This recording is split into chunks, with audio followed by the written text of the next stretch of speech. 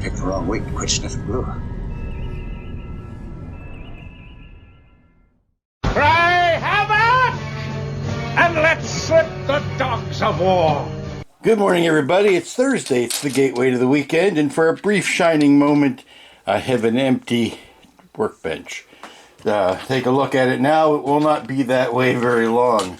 It is time to build the Kronos One, and congratulate me. I am only the 163rd person on the internet to be building the Kronos One, and I am struggling to find a way to make my content any newer or different than what you're going to see.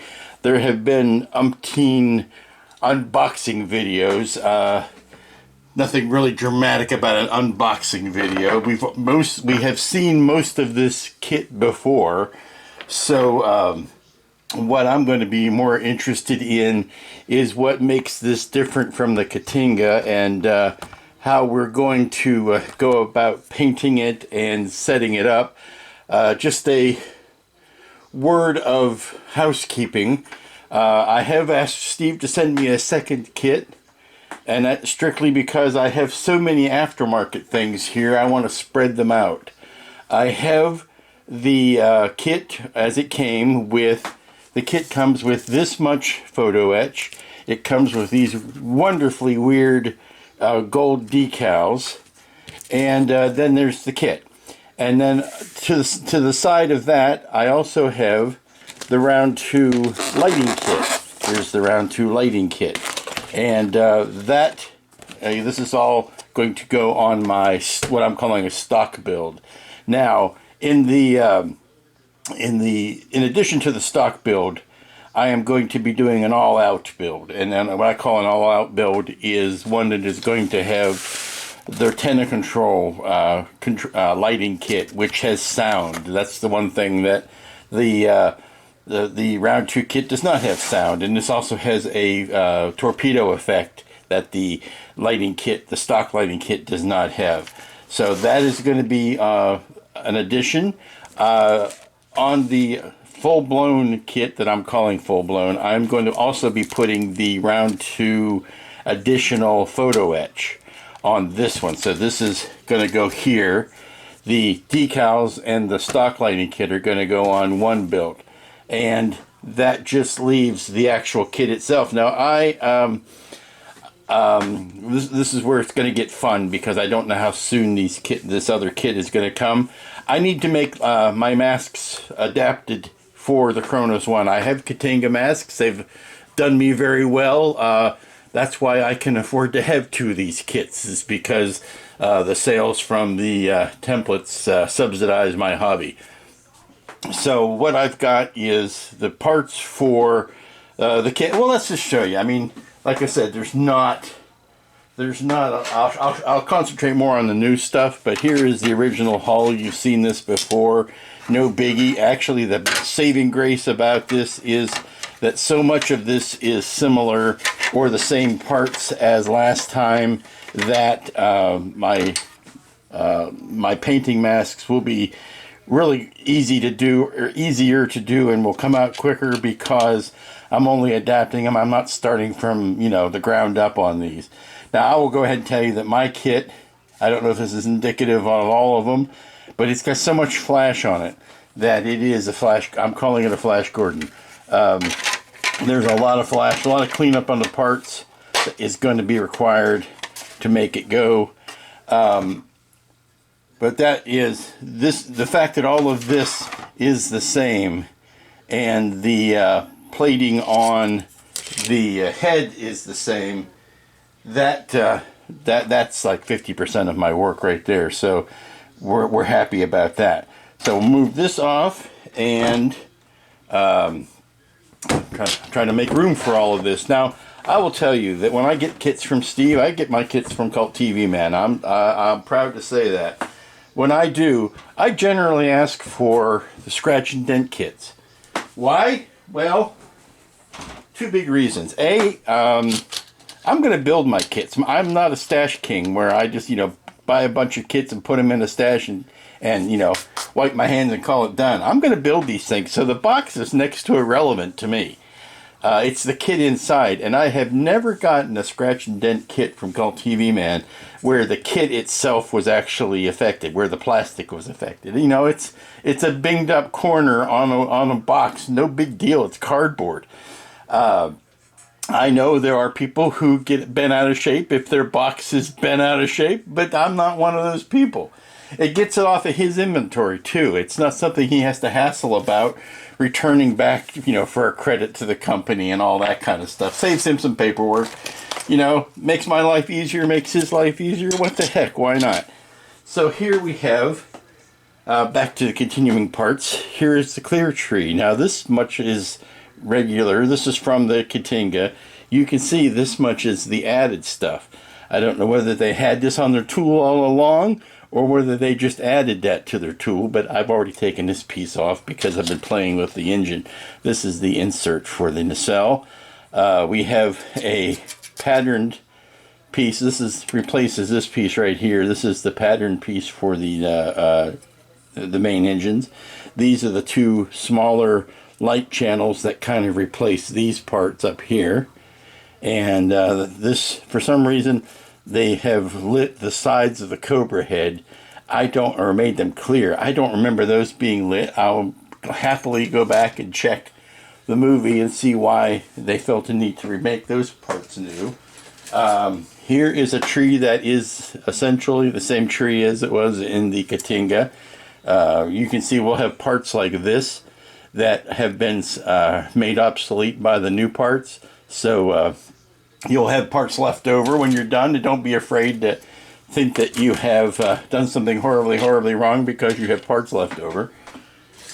Here is a completely new tree, and here is that replacement part. You can see the detail is a little bit beefier on it, a little bit more intricate. But these are all new parts. These are the corner blocks that go up at the front of the secondary hull. These are all nacelle details, additional details. So that's a new tree. This is a new tree only because I can tell because it's got the new nacelles on it, plus these parts which have additional detail on them from their Katinga counterparts. If you look very carefully, you'll see the tiny X-wing engine right there. That was what was used on the studio kit. On the studio filming model, they used an X-wing engine right there, and it's nicely reproduced. But yeah, you can see a little bit more greebly detailing going on here. But that's that big tree, and then this one is this is a repeat of the original tree. This is the head deck, the big spoon, and the boom here, and the top of the hangar deck. All of this is, and see here's those original parts that they have replaced in clear. But that's the parts, molded nicely in black to give you a nice layer of light blocking. I'm going to move those aside and put them in the lid because I want to show you the probably one of the most useful parts of this whole new box, and that is the printing that is on the inside of the lid, or not the lid, inside of the bottom of the box. So we put all those parts back in here. Where is my big stand? The big stand, if I had had one of these a week ago, I would have used it on the Enterprise G. I just love the look of this thing. It may not be quite beefy enough for what... It will certainly work for the stock kit, but I probably will need to whip up a new box for when I do Ralph's kit, something that I can house the speaker in and add the switches to. So this will do, Pig, for the stock kit. So we're putting all that stuff back in the box, and this is what I wanted to show you on the nacelle. It's got all kinds of holes here for the green light to come out. It's got a grill that goes in here, but there is also in the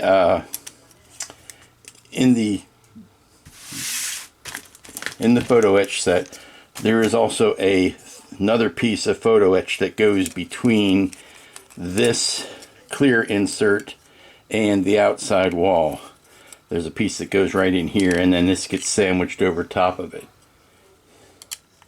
So going to be an opportunity for lots of greebly detail, and we're going to have to when it comes back down to actually painting this, we're going to have to paint this and then mask over it. So before we put the brass in behind it and this piece, the only other alternative would be to make masks for each of these tiny little holes, and I don't want to do that. I'd rather paint this once, mask over the whole thing, and then come back and take that mask off. So that's how we're going to handle that. So I think to this point, what I need to do is start taking parts off of the sprues and cleaning off the flash. I want to get a primer coat, because this is a gray ship. For all you people who had a natural aversion to painting your Katinga green, this is a gray ship, so you get your gray yayas out on it. It's gray. It's what they're calling a red. I prefer to think of it as a crimson, because that sounds, more Klingonish than, rose red or something. So when I was at the model meeting last night, I picked up some Model Air red that is a little pinkish, a little stronger than your normal red, and I'm going to try that. But it's pink, it's red, it's gray, it's brown. Those are the colors they want you to use. So let's get some parts out and get some primer on them. Stupid me, I forgot to say what I was going to say, and that was about what's on the inside of the bottom of the box. Here are, Round 2 makes the best use of their boxes. There's every square inch is used for something. Better than, if you're going to print your box in color, it's just more economical to put your color instructions on the box than it is to print a separate, color insert. So here are your model references of the filming model, which is fantastic. I don't think we've ever had this kind of quality reference material on a box before. Imagine how much easier the refit would have been to paint if they had copy or color photos of the refit filming model inside their box. But those were different days. What's interesting me here is the breakdown of the colors, and that's exactly how my masks are going to be broken down. This is not weathered. This is straight color, and then you put your weathering on top of that, and then you put your brass on top of the weathering. And that's, or you put your brass down and weather on top of the brass. I would rather, I think my tendency would be to weather it and then add the brass. But this is going to show how we're going to break down all of our painting for all of the different plates. And you can see there's a lot of that red on there. More so than you might think when you're seeing it at, an angle. Because you see it at this angle, and there's hardly any red on it at all. And, you see it from the back. Well, you can see a little bit more of a starburst here of the red. And there's this long stripe down the center. And this, I prefer to think of this as not so much red, but Klingon blood color. It takes me out of that, it looks, that's a peppermint candy. It's red and white stripes. It's not a candy cane. But here you can see the sheer amount of color that goes on here. So what I'm going to do is cut this box apart, and I'm going to be using it, tacked up in front of me to use as reference. That's another reason why, get the box you're going to use, because you're going to cut this thing up. It is not going to be useful in your stash, because when you open the box, you don't even see this.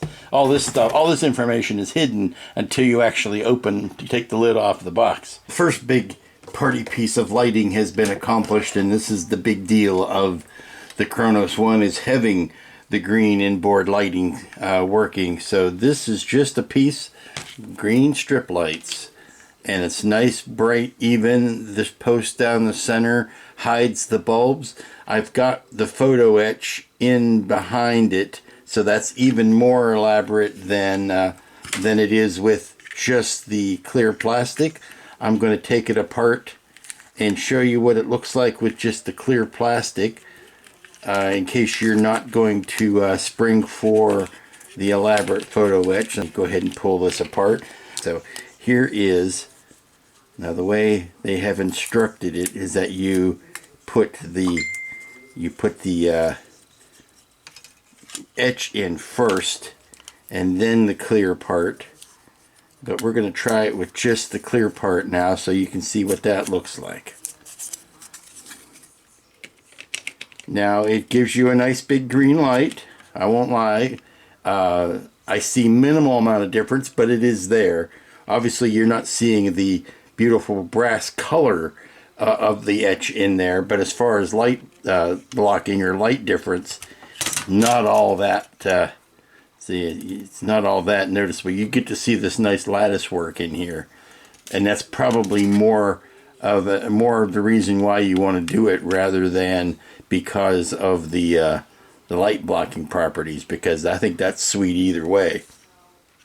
But that's just a simple one like five segments long on the high density green LEDs, which I have been itching to use because I've been using every other color under the sun and haven't had a real good reason to use green lately. So there you go. And there's enough spillover to do this one in the front here.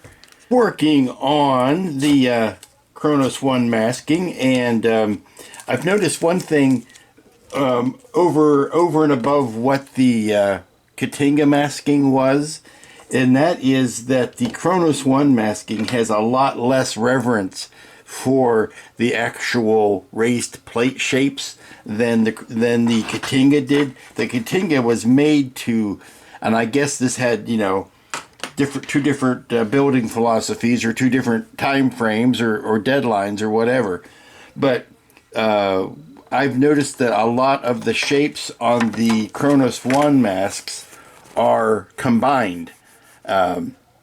Whereas this is one long stripe here of red in the Kronos One that was broken up into a couple different masks or a couple different shapes for the Katinga mask. So this is going to be a little bit simpler, a little bit more stripped down, but you're not going to have you know, you might have to put a mask on here that flows over top of a couple different plates, whereas they're not individual plating masks. So this is all going very well, and it's all coming back to me because when I did all this the first time around.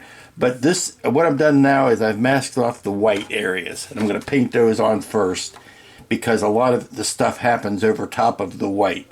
So what I'm going to do is paint the white areas in, mask the areas that will stay white, and then we can go with, like, well, for example, we could do these crimson. I'm going to keep calling it crimson. I don't care. It's not red. It's not pink. It's not rose. It's crimson. Excuse me. I can go ahead and paint this big white shape in and this white shape in, and then we can put our masks to protect that when we're going over it with the next color. If I look back on my Katinga masks, like these shapes here, I do already have. So it would be, the next step would be to paint this brown color and then mask those and keep those brown, and then paint the gray over top of it. But these shapes here, I think, are combined. These are new shapes. I've not seen those before. So we're going to combine those from some shapes we've already got to make those. Here we have an example of where I've got these shapes already done from the old set, but here they're crimson colors, so I would paint the crimson, mask those off, and then paint the tan over top of it. So it's a lot of it is very familiar. It's just a question of getting it to tweak so that it matches these panel shapes. Well, so here's what we're going to do. I'm going to go ahead and, since I've got the white masking done, or the areas where it's going to be masked in white, I'm going to go ahead and paint those areas so they're drying overnight, and then I can put those white masks down in the morning, and we'll move on to the next color. And I think that next color, I don't know whether it's going to be the crimson or whether it's going to be the tan. I'm looking at areas that don't overlap, and there's actually a dark brown. There's dark brown here. There's some areas where the dark brown touches the white, but there's dark brown on top and bottom, and I might go ahead and get those areas sprayed as well. But we're going to start with the white. Good morning, everybody. Happy Friday. Hope you've had a good week. I am going to put down the white templates, the templates that keep this area white. I painted this area, this just kind of broadly. This is where the white goes on the bottom of the hull, and that's really all I'm working on right now. I've got the white sprayed on the top of the hull, but we're not tackling that right now. We're concentrating on the bottom. So I'm going to put the white masks down, and you'll see what that looks like. And then I think you'll get a clearer idea of what we're shooting for, because what we're going to be doing is we're going to be painting the area, protecting that area, and then painting the next area. So it's going to be, even though there's a gray coat on this now, and this is the primer coat that is, you know, kind of very close to the final color, this is not the final color of gray. What we're going to do is put the white masks down. Then we're going to spray, I think the next color is going to be the tan, which is what they call XF57. When I looked at it, it was buff, but really it's a tan. They call it bronzer. That's the French. But this tan is the next color. Then we protect those, and then we spray the dark brown, and then we protect those. Then we spray the crimson, and then we protect that, and then we spray the whole thing again, or the areas that are left, with the gray over top of it, and then pull all of the masks off. So hopefully you'll start to catch on as I am putting these masks down. But right now I am doing the preliminary fit, because although I know the white shapes are right, I'm starting to work on the other ones. Let's get the white ones down first. Right, the white masks are down, and after I put them down, I just cut some slices in here to kind of alleviate the stress that is on this concave. Is it concave or convex? I always get those two mixed up. But it's the downward contour. So that's all set. Everything that's underneath here is going to stay white. All of this is overspray, and like there's a dark brown that goes here, so I'm not worried about that. So now now that these are on, these are good and yay and happy. So everything is yay and happy and good here. We're going to start working on some of these triangles and diamond shapes to work on these templates here. And then once I know that these are correct, then I'll go ahead and spray those colors. And then I want to get back to some building. I want to put some of these pieces together. There are a lot of parts that we can put together that have nothing to do with the painting of it or the lighting of it right now. So that's I want to get in on that, just because I want to end the week with some construction. Alrighty, I've just cut the, like I said, the first set of these, and I've laid them down, and I gotta say I'm about 85% happy with that. They're all looking very close, but they all need some tweaks. Like this needs to come down to there. Some of these angles are just a tiny bit off, but it proves the premise, which is what I wanted to do. And I'm happy to see things like this. This detail on the Katinga was like 3 levels of painting, and it's all one color now. It's like in many cases the painting scheme is a lot simpler than the Katinga was. So that's going to make masking a lot easier. And there are also places where it overlaps shapes. I think I mentioned this yesterday. In the Katinga kit, for example, it was meant so that this raised triangle was a single shape. Well, now that piece extends over into here and actually has a flattened side to it. So that's why it actually follows 2 shapes. In many ways, it's a lot simpler and a lot more logical to look at, but it's also what they did without redesigning a whole bunch. They just changed the shapes around. So I'm going to tweak these, and then we'll be ready to lay the brown. And the nice thing is, if I get this much of it done, I know this side's going to work. So go ahead and get these guys tweaked, and then I can start painting the tan color. Alrighty, so I'm getting back to basics, putting some parts together. And We're starting with the head, starting with number 1 here. And I am, because of the sheer amount of flash that is happening with this kit, I am particularly cognizant of the fact that I need to open up all these tiny windows. Now, if I'm going to use the photo etch that comes with the light kit, they ask you to basically tear out all of the dividers between those and enlarge those holes, because you're going to end up using the light openings on the photo etch. I'm not going to be using this light kit on this particular build. This is going to be my stock build. I'm saving that for the elaborate lighting setup. So I just need to go ahead and open up these and make sure that I have got enough of an opening that light will shine out through these. And I'm just taking these tiny mini drill bits and I'm just poking them through each one, and just running it back and forth, just reaming out those holes a little bit. And I think that'll do for what I am requiring of it. Now I'm going to be very careful when I put any paint over this, because that's only going to make it worse. The thing is, you have to put a clear piece behind all of this, and if you spray paint on this and you want to ream these windows out again, you better do that before you put the clear piece behind it. So I think I'm going to This kit demands that you do things kind of out of order. It's not going to be possible to put the whole thing together before you start painting it. You're going to have to paint and patch and putty and all of that kind of as you go. These strips here are a different color. I believe these are almost a black accent strip that goes like right in there.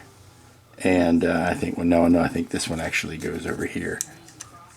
So you need to make sure that those are cleaned out and that your light is going to be able to shine out through that. Okay, I'm going to ask for a moment of personal indulgence here and get on my high horse about something. I am looking, and I've been struggling, and I was figuring, and I was wondering, and I was pondering, and I was doubting my own abilities as a modeler. Because I was trying to figure out why I could not put the lighting ring or the clear ring in this tower that goes on the Cobra head.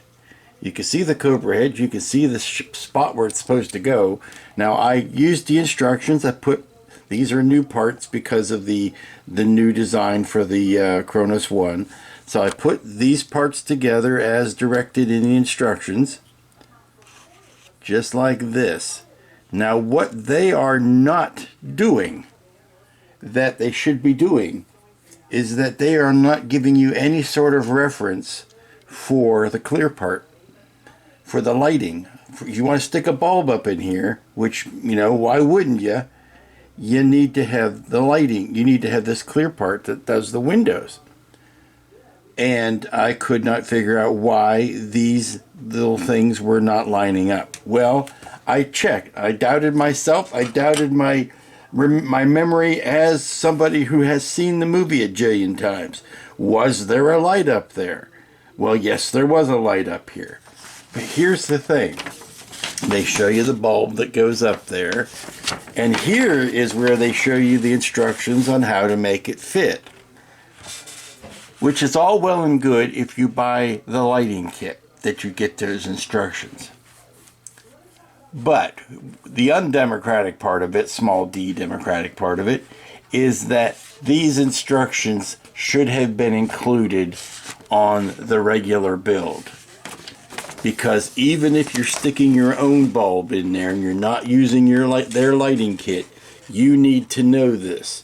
You need to know why your part 117 isn't fitting in the new part 211. And you shouldn't have to buy their lighting kit to find that out. That's my rant. That should have been in the general instructions for anybody who is building this kit, because you need to know why this part isn't fitting between this part and this part. You have to do some grinding and some cutting to make this part, which is this part here, make that fit up in there. You've got to take off this this raised ring here, and you've got to take off those two parts in here. Yes, the compressor is sharing my outrage. Why do you have to buy their lighting kit to find that out? That should have been, well, it should have been better designed. That's my that's the long and short of it. There's no reason why, if you're making all new parts here, this is a new part, then why isn't it designed to accept the clear lighting kit piece? That's all I gotta say. I said I wanted to do some building today. I didn't think this is exactly what I was signing up for, but I think I've got a solution to the tower. Again, we don't know how much more of this is going to be covered with photo etch, but here's the thing. I've got the two halves of the rounded tower in. Let's get you up here where you can see it. I got two halves of the rounded tower, and I've got the top on, which is that demon piece 212. So I've got these two pieces and that demon piece 212. Well, I've also taken the top rim of 212 off. There was a raised half circle on both sides of those. Took that off. This is the clear part. Now this is exactly the same as the red clear part. If you want to use the red clear part, you can do that. I'm not going to, because I'm putting a red bulb in there and it takes care of itself. But that's the exact part. And the only thing I've done is I've nipped off the two little locating pins on the bottom of that. So that's flat, with the exception of this raised area that holds the LED. LED goes in like that. Now the what was I going to say about that LED? Oh no, I've nipped off those two raised bits that hold this piece in. This piece can now sit on top of this piece, and you get, well, when I put the bulb in it, you'll see what you get. But it is a lot better. You can qualify it all you want, but it's a lot better than what we had to start with. And when I put that in there, you can see we've got a nice raised tower now. I can put any sort of light blocking I want on that strip to segment it if I don't want to have a solid red line there. But since we've got photo etch going in front of that, I'm just going to leave that a solid red, and then the photo etch will break that up. But to me, that makes a heck of a lot more sense than what they were showing. So take that to see. Here's that raised bit. I've took that off as well. Man, you shouldn't have to do that. Shouldn't have to do that on a brand new kit with a brand new tooling of a brand new part. And that's all I'm going to say about that. And now we're ready to glue this bit back together. And of course now, see, here's where I'm using my reference. There should only be like one gap there, and there's a tiny bit of photo etch that goes around there. Let's see if. Thank you, Mr. Compressor. Let's see if, because they're referencing the photo etch that comes with the kit, let's see what that looks like. Okay, I found it. I'm back. This is the piece of photo etch that comes with the actual kit. So if you bought the kit, you've got this piece of photo etch. You don't have to have the light kit or anything else. It is tiny piece number 6. You can see that down at the bottom. It's this guy right there. That I've simply dropped. Hold on one second. Okay, if I put this white backing behind it, maybe you can see it. It's this guy down here. that's what's got to get wrapped around that this piece right here. So that's going to be some fun. Okay, apparently as nice as that is, apparently it's only meant to go around the back. Can you see that? Can you see the little glint of it? I'm trying to, there you go. You can see the glint of the photo etch there around the edge. There's only enough to go around the back of it, so it must not go around the whole distance. We do have this piece, which is piece number 1. That also is meant to go around the back. So apparently the whole front is just wide open, and the back has this little filigree part on it. So this is meant to sit like that. There you go. Maybe you can see it better there. And then we put the red light up through it. Roxanne, you can put on the red light.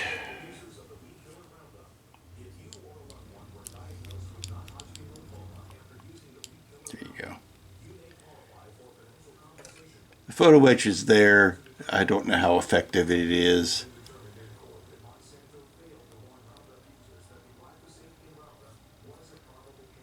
But yeah, you can see it. It's there. Right, while I had these parts out, I thought I would go ahead and see what this red paint looked like on the hull. And you know, it's not as rosy as I would like it to be, but I think it's going to be fine. I'm going to try it out next to the browns. I like it against the gray. I think it's just fine. You look at the color on the box, and that's pretty close. This one, what's on the box wants to be a little bit more pink. I'm not hanging with that. I'd rather it go towards the warmer side of red than the cooler side of red. But unless I have second thoughts about it, I think this will do. Oh, I can go ahead and do that back piece too while I got... Did I paint that? Did I paint that? No, yes, I did. Yes, I did. I can go ahead and paint this part.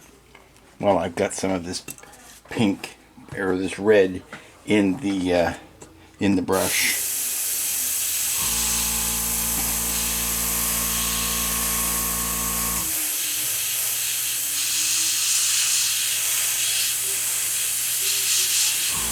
Yeah, just emptied out the brush on that, but that's going to be masked over, and then I can paint the gray back on top of that. So cool. Let me put some water in, or some cleaner in the brush, get that cleaned out, because this red is a very strong color and I don't want it to contaminate everything else that I end up putting in this brush. And I've got about another hour left, so I think I have time to maybe put the shuttlecraft hangar deck together. That top structure that goes on the back of the top of the upper hull. I think I've got enough that I can pull all of those parts out and put that thing together. Okay, so it appears I deeply misunderstood the project assignment. So if I want to make up the shuttle bay, I've got to pick a lighting, and I'm decided I'm going to start this one, do this one with the stock round 2 lighting kit, and then the next one that I do will have all of the fancy etch and the Ralph's fancy lighting, and by that time I will have had all the kinks worked out of the paint job as well. So, having that in mind, I'm still going to use the clear parts for this. I'm not going to use the red parts that come with the lighting kit. I want to save that for the secondary, for the second build. So let's get back. I have to start burying tiny bits of wiring into sections such as this, and get ready to before I put anything together. Like things like this, I'm going to have to make some masks for those tiny holes, which I've already got on that size anyway. I just have to pull some out, and the same thing for lighting those. Okay, continuing work on the shuttle bay, I have opted rather than to try to paint this clear piece. I've got some red gel, lighting gel. I'm going to stick some red lighting gel on there. And to do that, I'm going to put a light coat of microcrystal clear to hold it down. Now it only has to appear between the ridges there, so I'm hoping that any glue bombs or smears won't be all that noticeable if I dilute it enough. I had thought about, using a spray adhesive or maybe even a double stick tape on that, but I think I can get what I need out of using the microcrystal clear if it is thin enough. I might have to dilute some of this. Okay, clean, make sure there's no static holding anything on. We're just going to make a nice clear or a nice thin coat here. Just a nice thin coat of the microcrystal clear. There you go. Pop that back down on it and bing. Okay, we're going to let that sit. We're going to clean off this brush. Where's my towel? Towel is behind me. Okay, close that up. And going to take a look, just kind of rub that out. Maybe get a tip of Q here. Just push that across.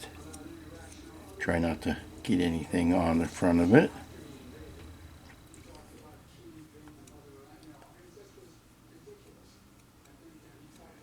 There.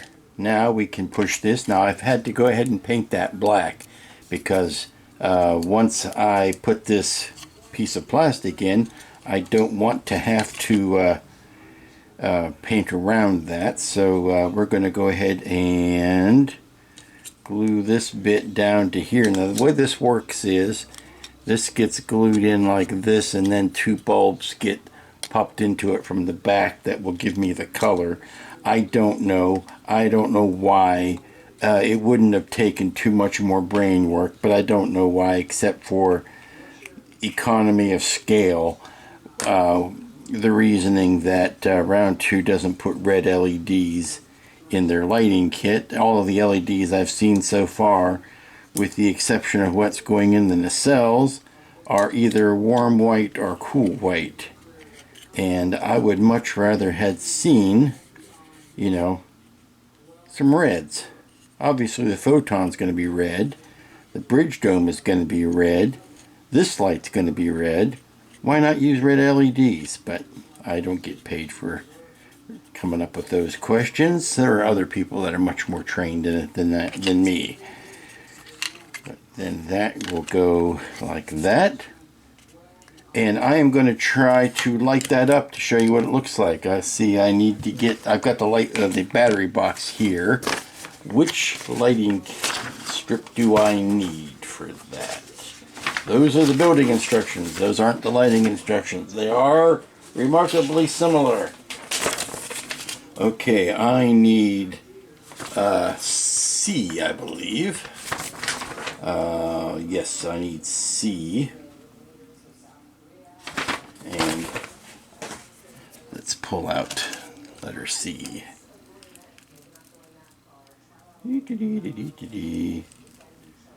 This will stay organized for a little while. Let's see. F, C, D, G, G, E. Why is it always the last one you look for? Okay. Let's try to find where there's M. There's B. Another B. Another B. E, L, M, C. Here we go. Here's C. And man, it's like undoing Christmas lights. Now this one is complicated because it has all kinds of other plugs attached to it. Let's see if we can pull it out. And there we go. Get to the end of it. Oh, why so difficult? Why so serious? Here we go. Okay. Woo! Okay, that's where, okay, C. And C plugs into this spot on the board. Turn it on. See, look, all you've got are clears. You got warm whites and cool whites. And these are what go into here. Oops. They go into here and there. And then that goes into here. And that gives me, well, if I put both of them in.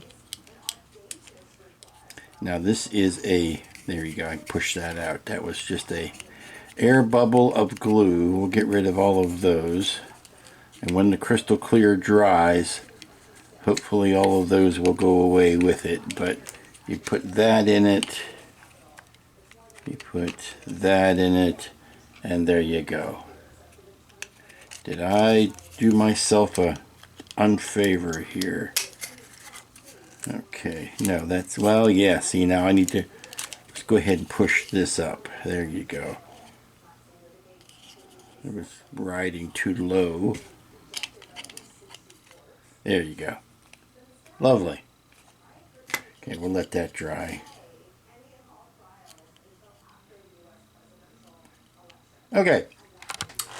Well, I was having so much fun on the Kronos, I looked up and realized what time it was. And I said, well, I better stop and get this video up. So I was doing a quick run around the house and checked outside, and wouldn't you know, waiting for me on my doorstep was the second Kronos One from Steve. Now, that just eliminated a whole lot of problems because I was trying to figure out which kit was going to get which lighting. Well, now I can kind of do both of them, maybe even simultaneously. So over the weekend I'm going to catch this one up to where I am on the first one, which means basically getting the primer down and getting the first of the masks on, getting those ready to go. Like I said, did some brain work today that'll be easier to do on the second one. Spending more time on this tower than I should have had to do to make that work. I am, now that the color is drying, you know how colors always change after they dry, and when they go on wet they're a different color. I'm liking that a lot more. So we're going to stick with this color. But yeah, I was playing around with, you know, trying to get some bits together, some parts. Did the big brain work on doing the top deck, sorry, and the bottom deck, the main deck. So yeah, we're doing this thing today. So next week we will hit this. We'll have a full hot week on it. This has only been a couple of days, so we'll pick up Kronos 2. I think I call it Kronos 1 and 2. And we'll be back at this next week. So until then, y'all be safe, be smart, stay inside. It's still awfully warm outside. Be nice to each other, be nice to yourself, and kapla. I'd give real money if he'd shut up.